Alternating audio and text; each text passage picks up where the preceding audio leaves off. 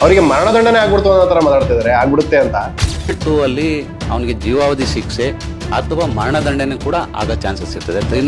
Cinema ಮಾಡ್ತಾರ, ಇಂಡಸ್ಟ್ರಿಯಲ್ಲಿ ಇರ್ತಾರ, ಇರಲ್ವೋ ಅದಂತೂ ಗೊತ್ತಿಲ್ಲ.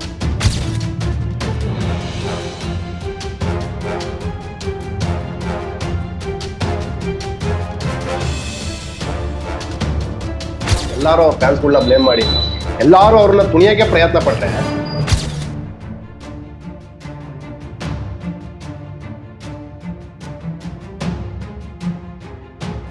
ಆ ತರ ಇದ್ದ ಮನುಷ್ಯ ಇವಾಗ ಈ ತರ.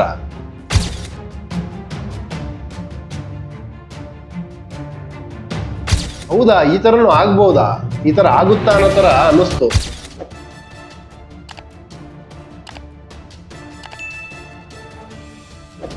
ನಾನು ನನ್ನ ಚಾನಲ್ ಅಲ್ಲಿ ದರ್ಶನ್ ಅವ್ರ ವಿಡಿಯೋ ಮಾಡಿದಾಗ ತುಂಬಾ ಜನ ಕಮೆಂಟ್ ಮಾಡಿರೋದು, ದರ್ಶನ್ ಅವ್ರಿಗೆ ಯಾಕೆ ಸಪೋರ್ಟ್ ಮಾಡಿ ವಿಡಿಯೋ ಮಾಡ್ತೀಯಾ, ಯಾವಾಗಲೂ ದರ್ಶನ್ ಅವ್ರ ವಿಡಿಯೋನೇ ಯಾಕೆ ಮಾಡ್ತಾ ಇರ್ತೀಯಾ ಅಂತ ತುಂಬಾ ಜನ ಕಮೆಂಟ್ ಮಾಡ್ತಾರೆ. ನಾನು ಚಾನಲ್ ಶುರು ಮಾಡಿರೋದೇ ಇವಾಗ ಸ್ವಲ್ಪ ದಿನ ಆಯ್ತು. ದರ್ಶನ್ ಅವ್ರ ಪರಾನೇ ಯಾಕೆ ಮಾತಾಡ್ತೀಯಾ ಅಂತಂದ್ರೆ, ತಪ್ಪು ನಡೆದಿದೆಯೋ ಅವ್ರು ಮಾಡಿದಾರೋ ಮಾಡಿಲ್ವೋ ಗೊತ್ತಿಲ್ಲ, ತಪ್ಪಂತೂ ಆಗಿದೆ.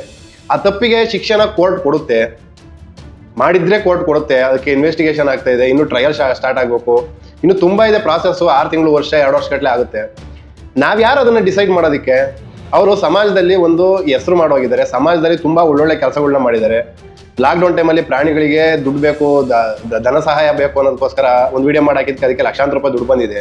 ಪ್ರಾಣಿಗಳಿಗೆ ಹೆಲ್ಪ್ ಆಗಿದೆ, ಪ್ರಾಣಿಗಳನ್ನ ದತ್ತು ತಗೊಂಡಿದ್ದಾರೆ, ತುಂಬಾ ಜನಕ್ಕೆ ಹೆಲ್ಪ್ ಮಾಡಿದ್ದಾರೆ ಅಂತ ತುಂಬಾ ನ್ಯೂಸ್ಗಳು ಬರ್ತಾ ಇರ್ತವೆ. ಅವ್ರ ಬರ್ತಡೇ ದಿವಸ ಎಷ್ಟೋ ಅನಾಥಾಶ್ರಮಗಳಿಗೆ ಎಷ್ಟೋ ಏನೇನೋ ಹೋಗುತ್ತೆ, ಧನ ಸಹಾಯ ಆಗಿರ್ಬೋದು, ಧಾನ್ಯ ಸಹಾಯ ಆಗಿರ್ಬೋದು, ಏನೇನೋ ಹೋಗ್ತಾ ಇರುತ್ತೆ. ಇಷ್ಟೆಲ್ಲ ಒಳ್ಳೆ ಕೆಲಸ ಮಾಡಿದರೆ ಏನೋ ಒಂದು ಸಣ್ಣ ತಪ್ಪ ದೊಡ್ಡ ತಪ್ಪ ಅದನ್ನ ನಾವ್ಯಾರು ಡಿಸೈಡ್ ಮಾಡೋದಕ್ಕೆ? ಒಂದು ತಪ್ಪಾಗಿದೆ, ಅದು ಅವ್ರು ಮಾಡಿದಾರೋ ಬೇರೆಯವ್ರು ಮಾಡಿದಾರೋ ಅನ್ನೋದನ್ನ ಡಿಸೈಡ್ ಮಾಡ್ಬೇಕಾಗಿರೋದು ಕೋರ್ಟು. ಅದಕ್ಕೋಸ್ಕರ ಒಬ್ಬ ಮನುಷ್ಯ ಇಷ್ಟು ಚೆನ್ನಾಗಿದ್ದು, ಇಷ್ಟು ಹೊರಗಡೆ ಎಲ್ಲಾನು ಮಾಡಿ ಈಗೇನೋ ಜೈಲಿಗೆ ಹೋಗಿ ಸೇರ್ಕೊಂಡ್ರು ಅಂದ ತಕ್ಷಣ ಎಲ್ಲಾರು ಅವ್ರನ್ನ ಬ್ಲೇಮ್ ಮಾಡಿ, ಎಲ್ಲಾರು ಅವ್ರ ಫ್ಯಾನ್ಸ್ಗಳನ್ನ ಬ್ಲೇಮ್ ಮಾಡಿ, ಎಲ್ಲಾರು ಅವ್ರನ್ನ ತುಣಿಯಕ್ಕೆ ಪ್ರಯತ್ನ ಪಟ್ರೆ ಎಲ್ಲರೂ ಏನಕ್ಕೆ? ಮತ್ತೆ ಮನುಷ್ಯತ್ವ ಅನ್ನೋದು ಏನಕ್ಕೆ? ಅವ್ರ ಮನುಷ್ಯತ್ವ ಇಲ್ದಿರೋ ಕೆಲಸ ಮಾಡಿದಾರೋ ಬಿಟ್ಟಿದಾರೋ ಅನ್ನೋದು ಸೆಕೆಂಡ್ರಿ. ಇದನ್ನ ಯಾಕೆ ಪದೇ ಹೇಳ್ತೀನಿ ಅಂತಂದ್ರೆ ಕಮೆಂಟಲ್ಲಿ ನೀವು ಹೇಳ್ತೀರಾ ಅವ್ರು ಮಾಡಿಲ್ವಾ ಮನುಷ್ಯತ್ವ ಇಲ್ದಿರೋ ಕೆಲಸನ ಅಂತ. ಅದಕ್ಕೋಸ್ಕರ ಹೇಳ್ತಿರೋದು, ಮಾಡಿದಾರೋ ಮಾಡಿಲ್ವಾ ಅದು ಡಿಸೈಡ್ ಮಾಡ್ಲಿ ಕೋರ್ಟು, ಆಮೇಲಿನ ಮಾತು ಆಮೇಲೆ. ಅಲ್ಲಿವರೆಗೂ ಅಟ್ಲೀಸ್ಟ್ ಒಬ್ಬ ಮನುಷ್ಯನ ಬ್ಲೇಮ್ ಮಾಡ್ಬೇಕಾದ್ರೆ ಎಷ್ಟು ಅಂತ ಬ್ಲೇಮ್ ಮಾಡಕ್ ಸಾಧ್ಯ? ಒಬ್ಬ ಮನುಷ್ಯನ್ನೇ ಅವ್ನು ಮಾತ್ರ ಎಲ್ಲಾರು ಸೇರ್ಕೊಬಿಟ್ಟು ಒಬ್ಬನ ಮನುಷ್ಯನ ತುಳಿಯೋ ಪ್ರಯತ್ನ ಪಡೋದು, ಅವನ ಬಗ್ಗೆ ಕೆಡ್ದ ಮಾತಾಡೋದು, ಈ ಥರ ಎಲ್ಲ ಮಾಡಿದಾಗ ಎಲ್ಲರೂ ನಿಂತ್ಕೋಬೇಕಾಗುತ್ತೆ. ನಾನು ದರ್ಶನ್ ಅವ್ರ ಅಭಿಮಾನಿ ಅಂತೂ ಅಲ್ವೇ ಅಲ್ಲ. ನಾನು ಈಗಲೇ ಹೇಳ್ತೀನಿ, ದರ್ಶನ್ ಅವ್ರ ಅಭಿಮಾನಿ ಅಲ್ಲ ನಾನು. ನನಗೆ ದರ್ಶನ್ ಅವ್ರ ಇಷ್ಟ, ದರ್ಶನ್ ಅವ್ರ ನಟನೆ ಇಷ್ಟ, ಅವ್ರ ಸಿನಿಮಾಗಳು ಇಷ್ಟ, ನನಗೆ ಅವ್ರ ಕ್ಯಾರೆಕ್ಟರ್ ಇಷ್ಟ.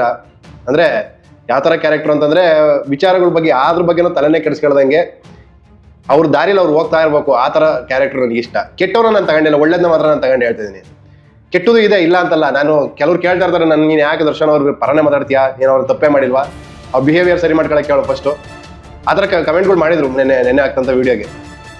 ಅವ್ರ ಬಿಹೇವಿಯರ್ ತಪ್ಪಿದೆ, ಅದನ್ನ ನಾನು ಹೇಳಿದ್ದೀನಿ, ತುಂಬಾ ವಿಡಿಯೋಗಳಲ್ಲೂ ಹೇಳಿದ್ದೀನಿ, ಅವ್ರ ಬಿಹೇವಿಯರ್ ತಪ್ಪಿದೆ, ತಿದ್ಕೋಬೇಕು ಅದನ್ನ ಅಂತ.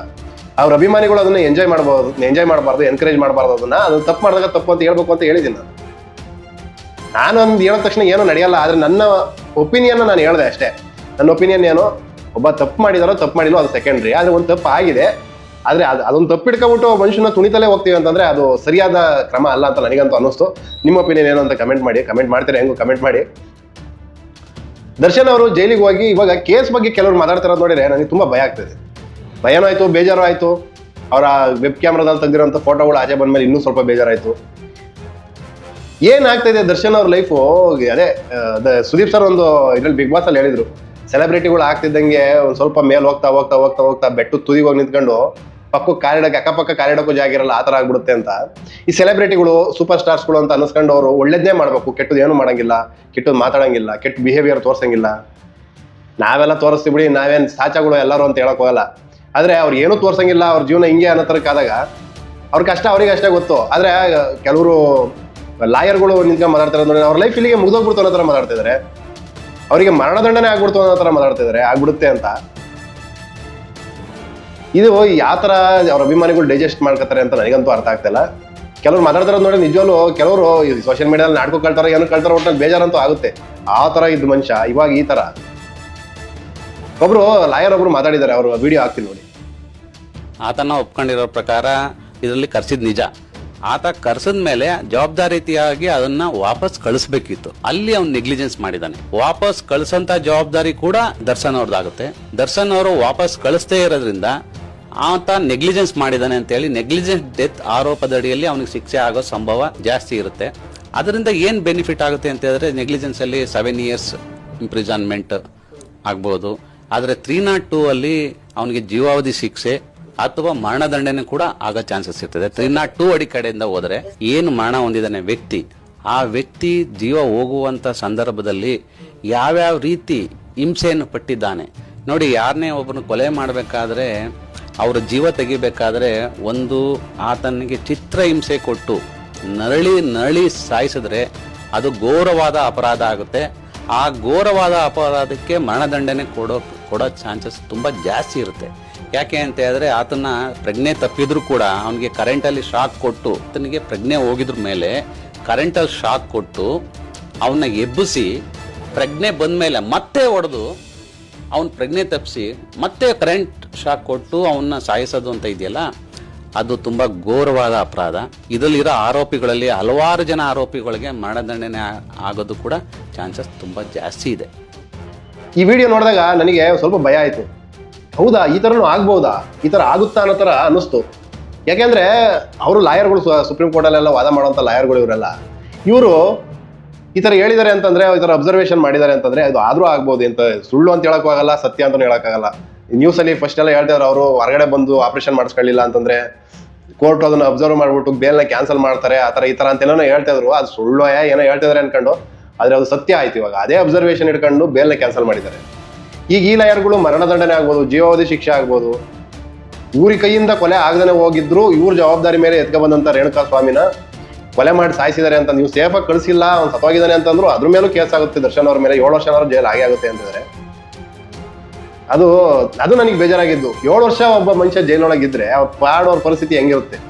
ಇವರು ನೆಮ್ಮದಿಯಾಗಿ ಜೀವನ ಮಾಡ್ಕೊಂಡು ಹೊಟ್ಟೆ ತುಂಬ ತಿನ್ಕೊಂಡು ಆರಾಮಾಗಿದ್ದಂಥವ್ರು ಈಗ ಸಡನ್ಲಿ ಈ ಥರ ಜೈಲಿಗೆ ಹಾಕ್ಬಿಟ್ಟು ಇವ್ರನ್ನ ಅವರ ಆಯ್ಕೆ ತಿನ್ನೋ ಕೋಳಿ ಕಾಲ್ ಕಟ್ ಮಾಡ್ದಂಗೆ. ಇವಾಗ ಅವ್ರ ಏಜಿಗೆ ಅವರು ನಿಮಿಷಕ್ಕೂ ದಿನ ಅವ್ರು ಯಾವ ಥರ ಇರಬೇಕು ಅನ್ನೋದನ್ನ ಇದೇ ಥರ ಇರಬೇಕು ಇದ್ದಂಥವ್ರನ್ನ ಕರ್ಕೊಂಡೋಗಿ ಜೈಲಿಗೆ ಹಾಕಿ ಇವಾಗ ಮುಗೀತು ಅವ್ರ ಕತೆ. ಏನಾಗುತ್ತೆ ಅನ್ನೋದು ಗೊತ್ತಿಲ್ಲ, ಮುಂದೆ ಏನಾಗುತ್ತೆ ಏನಾಗ್ಬೋದು ಅದು ಗೊತ್ತಿಲ್ಲ. ಸದ್ಯಕ್ಕೆ ಡೆವಿಲ್ ಸಿನಿಮಾ ರಿಲೀಸ್ ಆಗುತ್ತೆ, ಅದನ್ನ ಎಂಜಾಯ್ ಮಾಡ್ಕೊಂಡು ಖುಷಿಯಾಗಿದ್ರೆ ಒಳ್ಳೇದು ಅವ್ರ ಅಭಿಮಾನಿಗಳು. ಆದರೆ ಮುಂದೆ ಏನಾಗುತ್ತೆ, ಅವ್ರ ಮುಂದೆ ಸಿನಿಮಾ ಮಾಡ್ತಾರ, ಇಂಡಸ್ಟ್ರಿಲಿ ಇರ್ತಾರ ಇರಲ್ವೋ ಅದಂತೂ ಗೊತ್ತಿಲ್ಲ. ಅಕಸ್ಮಾತ್ ಆಚೆ ಬರೋ ಚಾನ್ಸಸ್ ಇದ್ದು ಆಚೆ ಬಂದ್ರೆ ಅವರು ರಾಜಕೀಯ ಅಂತೂ ಮಾಡ್ಬೋದು. ನನ್ನ ಒಪಿನಿಯನ್ ಅವ್ರು ರಾಜಕಾರಣಿ ಅಂತೂ ಆಗೇ ಆಗ್ತಾರೆ. ರಾಜಕಾರಣಿ ಅಕಸ್ಮಾತ್ ಏನಾದ್ರು ಆದ್ರೆ ಇವತ್ತು ಯಾರ್ಯಾರು ಅವ್ರನ್ನ ತುಣಿಯಕ್ಕೆ ಪ್ರಯತ್ನ ಪಟ್ಟರು ಅವ್ರಿಗೆಲ್ಲ ತುಂಬಾ ಕಷ್ಟ ಇದೆ. ಇಲ್ಲೇನು ಅವ್ರ ಕೊಲೆ ಕೇಸಲ್ಲಿ ಹೋಗಿ ಬಂದಿದ್ದಾರೆ, ಅವ್ರಿಗೆ ಓಟ್ ಹಾಕ್ಬೋದು ಅಂತ ಯಾರು ಯೋಚನೆ ಮಾಡಲ್ಲ. ಯಾಕೆಂದ್ರೆ ನಮ್ಮ ರಾಜಕಾರಣಿಗಳು ಇರೋರೆಲ್ಲ ಅಂತವ್ರೆ ಆಲ್ಮೋಸ್ಟ್ ಎಲ್ಲರೂ ಕೊಲೆ, ಸುಲಿಗೆ, ಗಣಿಗಾರಿಕೆ, ಹಫ್ತಾ ವಸೂಲಿ, ಈ ಥರ ಏನೇನೋ ರೌಡಿಸಮ್ ಮಾಡ್ಕೊಂಡ್ಬಿಟ್ಟು ಬಂದಿರೋರು ಎಲ್ಲರೂ ಇದ್ದಾರೆ. ಇವರು ಅಂತೇನಿಲ್ಲ ಇದರಲ್ಲಿ, ಎಲ್ಲರೂ ಇದ್ದಾರೆ. ನಡೆಯುತ್ತೆ, ರಾಜಕೀಯ ಮಾಡ್ಬೋದು ಹೊರಗಡೆ ಬಂದ್ಮೇಲೆ. ದರ್ಶನ್ ಅವರಿಗೆ ಅದು ಒಂದು ಲೈಫ್ ಇದೆ, ತಲೆ ಕೆಡಿಸ್ಕೊಳ್ಳೋ ಅವಶ್ಯಕತೆ ಇಲ್ಲ ಯಾರಿಗೂ. ಆದರೆ ಸಿನಿಮಾ ಅಕಸ್ಮಾತ್ ಏನಾದರೂ ಅವರಿಗೆ ಶಿಕ್ಷೆ ಆಯಿತು ಅಂತಂದರೆ ಸಿನಿಮಾ ಇಂಡಸ್ಟ್ರಿನ ಸಿನಿಮಾಕ್ಕೋಸ್ಕರ ಅವ್ರನ್ನ ಇಷ್ಟಪಡ್ತಿದ್ದವರು ಮರೆತು ಬಿಡೋದು ತುಂಬ ಒಳ್ಳೇದು. ಗೊತ್ತಿಲ್ಲ ಏನಾಗುತ್ತೆ ಅಂತ. ಇದನ್ನ ನೋಡಿದ್ಮೇಲೆ ನನಗಂತೂ ಒಂದು ಸ್ವಲ್ಪ ತಲೆ ಕೆಡ್ತು. ದರ್ಶನ್ ಅವ್ರಿಗೆ ಪರಾನೇ ಯಾಕೆ ವಿಡಿಯೋ ಮಾಡ್ತೀನಿ ಅಂತಂದರೆ ದರ್ಶನ್ ಅವರಿಗೆ ತೊಂದರೆಲಿರೋದು, ದರ್ಶನ್ ಅವರೇ ತೊಂದರೆಲಿರೋದು. ಅದಕ್ಕೋಸ್ಕರ ಅವ್ರ ಪರಾನೇ ವಿಡಿಯೋ ಮಾಡ್ತಿದ್ದೀನಿ, ಅವ್ರ ಪರಾನೇ ವಿಡಿಯೋ ಮಾಡ್ತೀನಿ. ಯಾವನಿಗೆ ಏನು ಅನ್ಸಿದ್ರು ನಾನು ಏನೋ ತಲೆ ಕೆಡ್ಸ್ಕೊಳಕ್ಕೆ ಹೋಗಲ್ಲ. ಕೆಲವ್ರು ಕೆಟ್ಟದಾಗ ಕಮೆಂಟ್ ಮಾಡ್ತಿರ್ತಾರೆ. ತಪ್ಪು ಮಾಡಿದರೆ ಶಿಕ್ಷೆ ಆಗಲಿ, ತಪ್ಪು ಮಾಡಿಲ್ವಾ ಆಚೆ ಬರಲಿ, ಆಮೇಲೆ ಮಾತಾಡೋಣ. ಅವಾಗ ಅಲ್ಲಿವರೆಗೂ ಒಬ್ಬ ಮನುಷ್ಯನ ಬಗ್ಗೆ ಕೆಟ್ಟದಾಗ ಮಾತಾಡೋದನ್ನ ನಿಲ್ಲಿಸ್ಬೇಕು. ಯಾರೇ ಆದರೂ ಅಷ್ಟೇ, ಯಾವ ವಿಷಯದಲ್ಲಾದರೂ ಅಷ್ಟೇ. ಧರ್ಮಸ್ಥಳದ ವಿಚಾರದಲ್ಲೂ ಅದನ್ನೇ ಮಾಡ್ತಿದ್ದಾರೆ. ಅದಕ್ಕೋಸ್ಕರನೇ ನಿಂತಿರೋದು. ತಪ್ಪು ಮಾಡಿದವ್ರನ್ನ ಶಿಕ್ಷೆ ಕೊಡಲಿ, ಆಮೇಲೆ ಮಾತು.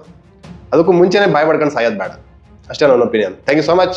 ಈ ವಿಡಿಯೋ ಬಗ್ಗೆ ನಿಮ್ಮ ಒಪಿನಿಯನ್ ಏನು ಅಂತ ಕಮೆಂಟ್ ಮಾಡಿ, ಲೈಕ್ ಮಾಡಿ, ಇಷ್ಟ ಆದರೆ ಶೇರ್ ಮಾಡಿ, ಸಬ್ಸ್ಕ್ರೈಬ್ ಮಾಡಿ. Thank you so much. Bye.